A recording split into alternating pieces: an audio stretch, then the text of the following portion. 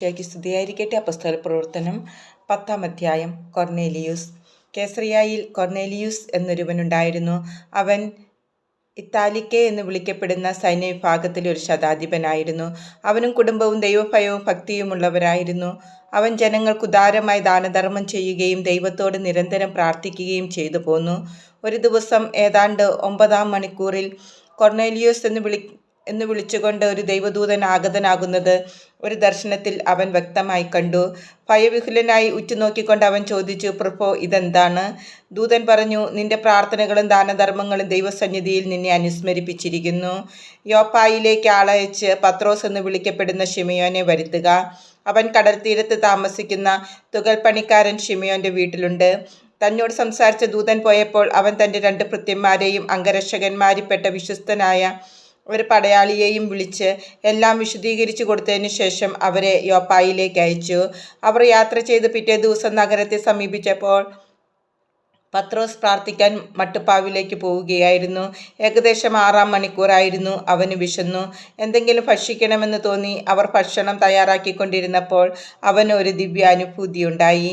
സ്വർഗം തുറന്നിരിക്കുന്നതും വലിയ വിരിപ്പ് പോലുള്ള ഒരു പാത്രം 4 കോണിലും പിടിച്ച് ഭൂമിയിലേക്ക് ഇറക്കപ്പെടുന്നതും അവൻ കണ്ടു.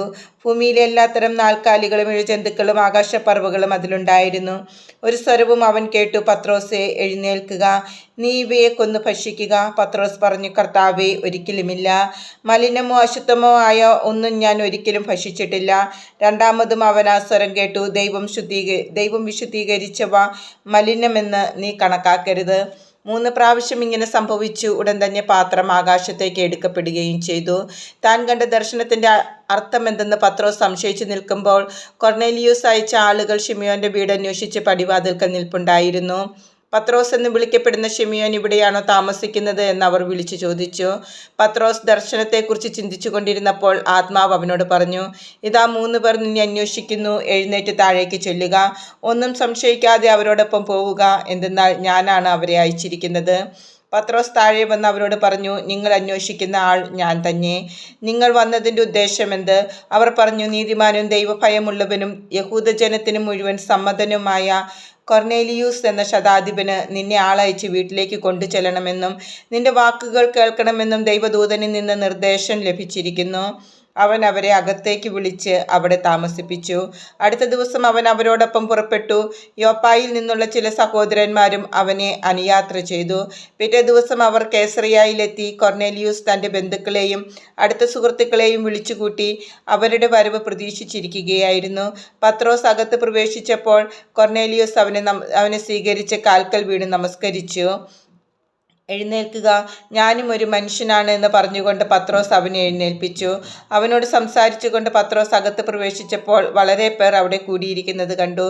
അവൻ അവരോട് പറഞ്ഞു, മറ്റൊരു വർഗക്കാരനുമായി സമ്പർക്കം പുലർത്തുന്നതും അവനെ സമീപിക്കുന്നതും ഒരു യഹൂദന് എത്രത്തോളം നിയമവിരുദ്ധമാണെന്ന് നിങ്ങൾക്കറിയാമല്ലോ. എന്നാൽ ഒരു മനുഷ്യനെയും ഹീനജാതിക്കാരനെന്നോ അശുദ്ധനെന്നോ വിളിക്കരുതെന്ന് ദൈവം എനിക്ക് കാണിച്ചു തന്നിരിക്കുന്നു.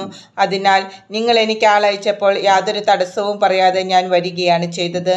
എന്തിനാണ് നിങ്ങൾ എനിക്ക് ആളയച്ചതെന്ന് പറയുവിൻ. കൊർന്നേലിയൂസ് മറുപടി പറഞ്ഞു, 4 ദിവസം മുമ്പ് ഈ സമയത്ത് വീട്ടിൽ വെച്ച് ഞാൻ 9-ാം മണിക്കൂറിലെ പ്രാർത്ഥന നടത്തുകയായിരുന്നു. പെട്ടെന്ന് തിളങ്ങുന്ന വസ്ത്രങ്ങൾ അണിഞ്ഞ ഒരാൾ എൻ്റെ മുൻപിൽ പ്രത്യക്ഷപ്പെട്ടു. അവൻ പറഞ്ഞു, കൊർന്നേലിയൂസേ, ദൈവസന്നിധിയിൽ നിന്റെ പ്രാർത്ഥനകൾ എത്തുകയും ദൈവം നിന്റെ ദാനധർമ്മങ്ങൾ അനുസ്മരിക്കുകയും ചെയ്തിരിക്കുന്നു. അതുകൊണ്ട് യോപ്പായിലേക്ക് ആളയച്ച് പത്രോസ് എന്ന് വിളിക്കപ്പെടുന്ന ശിമയോനെ വരുത്തുക.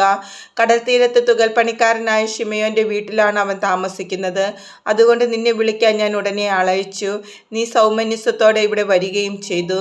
കർത്താവ് നിന്നോട് ആജ്ഞാപിച്ചിട്ടുള്ളതെല്ലാം കേൾപ്പാൻ ഇതാ ദൈവസന്നിധിയിൽ ഞങ്ങൾ എല്ലാവരും സന്നിഹിതരായിരിക്കുന്നു.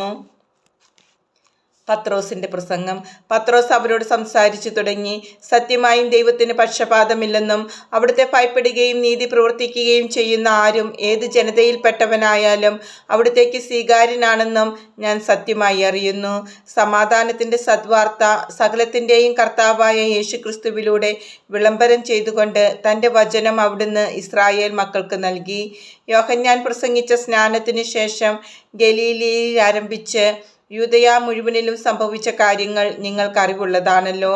നസ്രായനായ യേശുവിനെ പരിശുദ്ധാത്മാവിനാലും ശക്തിയാലും ദൈവം എങ്ങനെ അഭിഷേകം ചെയ്തുവെന്നും അവൻ എപ്രകാരം നന്മ പ്രവർത്തിച്ചുകൊണ്ട് പിശാചിനാൽ പീഡിപ്പിക്കപ്പെട്ടവരെ സുഖപ്പെടുത്തിക്കൊണ്ടും ചുറ്റി സഞ്ചരിച്ചുവെന്നും നിങ്ങൾക്കറിയാം. ദൈവം അവനോട് കൂടെയുണ്ടായിരുന്നു. യഹൂദന്മാരുടെ ദേശത്തും ജെറുസലേമിലും അവൻ ചെയ്ത എല്ലാ കാര്യങ്ങൾക്കും ഞങ്ങൾ സാക്ഷികളാണ്. അവർ അവനെ മരത്തിൽ തൂക്കിക്കൊന്നു. എന്നാൽ ദൈവം അവനെ 3-ാം ദിവസം ഉയർപ്പിക്കുകയും പ്രത്യക്ഷനാക്കുകയും ചെയ്തു.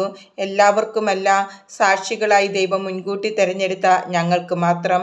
അവൻ മരിച്ചവരിൽ നിന്ന് ഉയർത്തെഴുന്നേറ്റതിനു ശേഷം അവനോടുകൂടെ ഭക്ഷിക്കുകയും പാനം ചെയ്യുകയും ചെയ്തവരാണ് ഞങ്ങൾ. ജീവിച്ചിരിക്കുന്നവരുടെയും മരിച്ചവരുടെയും വിധികർത്താവായി ദൈവം നിയോഗിച്ചിരിക്കുന്നവൻ അവനാണ് എന്ന് ജനങ്ങളോട് പ്രസംഗിക്കാനും സാക്ഷ്യം വഹിക്കാനും ഞങ്ങൾക്ക് കൽപ്പന നൽകി. അവനിൽ വിശ്വസിക്കുന്ന എല്ലാവരും അവൻ്റെ നാമം വഴി പാപമോചനം നേടുമെന്ന് പ്രവാചകന്മാർ അവനെക്കുറിച്ച് സാക്ഷ്യപ്പെടുത്തുന്നു. വിജാതിയർക്ക് ജ്ഞാനസ്നാനം. പത്രോസ് ഇത് പറഞ്ഞുകൊണ്ടിരിക്കുമ്പോൾ തന്നെ കേട്ടുകൊണ്ടിരുന്ന എല്ലാവരുടെ മേൽ പരിശുദ്ധാത്മാവ് വന്നു. വിജാതിയരുടെ മേൽ പോലും പരിശുദ്ധാത്മാവിൻ്റെ ദാനം വർഷിക്കപ്പെട്ടതിനാൽ പത്രോസിനോട് കൂടെ വന്നിരുന്ന പരിച്ഛേദിതരായ വിശ്വാസികൾ വിസ്മയിച്ചു. അവർ അന്യഭാഷകളിൽ സംസാരിക്കുന്നതും ദൈവത്തെ സ്തുതിക്കുന്നതും അവർ കേട്ടു. അപ്പോൾ പത്രോസ് പറഞ്ഞു, നമ്മെപ്പോലെ തന്നെ പരിശുദ്ധാത്മാവിനെ സ്വീകരിച്ച ഇവർക്ക് ജ്ഞാനസ്നാന ജലം നിഷേധിക്കാൻ ആർക്കെങ്കിലും സാധിക്കുമോ? യേശുക്രിസ്തുവിൻ്റെ നാമത്തിൽ അവർക്ക് സ്നാനം നൽകാൻ അവൻ കൽപ്പിച്ചു. കുറേ ദിവസം തങ്ങളോടുകൂടെ താമസിക്കണമെന്ന് അവർ അവനോട് അഭ്യർത്ഥിച്ചു.